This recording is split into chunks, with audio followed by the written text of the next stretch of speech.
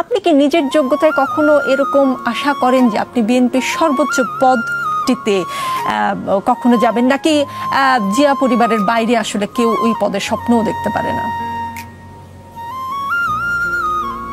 এক মুহূর্তের জন্য আমি চিন্তা করি না। আমি এই চিন্তাটা করেছি আমার দেশনেত্রী বেগম খালেদা জিয়া, যাকে আমি মনে করি গণতন্ত্রের মাতা, এবং সত্যি কথা বলতে কি গণতন্ত্রের জন্য এত ত্যাগ কেউ স্বীকার করেছেন এটা আমার জানা নেই।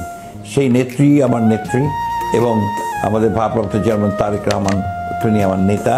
কারণ অত্যাচার, নির্যাতন, নিপীড়িত, শারীরিক নির্যাতন সব কিছু সহ্য করেও অত্যন্ত কষ্ট করে তারা কিন্তু এই দলকে নেতৃত্ব দিচ্ছেন এখন তারেক রহমান সাহেব বিদেশ থেকে। আর আমার নেতৃত্ব দেশে থেকে জেলে থেকেছেন, এবং যেটা তার প্রাপ্য ছিল না। সুতরাং এই ধরনের চিন্তাভাবনাকে নিয়ে আসা, এটা আমি মনে করি যে বিএনপির মধ্যে একটা বিভ্রান্তি সৃষ্টি করার অপচেষ্টা। আমি মনে করি আপনাদের এই চিন্তাগুলো থেকে আপনারা সবাই বিরত থাকবেন। আমি খুব স্পষ্টভাবে বলছি যে আমি বিএনপির একজন সাধারণ কর্মী। ব্যক্তিগত চিন্তায় আমি রাজনীতি করি না, আমি চিন্তা করি দেশে গণতন্ত্র প্রতিষ্ঠার জন্য। আমার ব্যাকগ্রাউন্ড পলিটিক্সে সেটাই, এবং আমি সেভাবেই রাজনীতি করে এসেছি।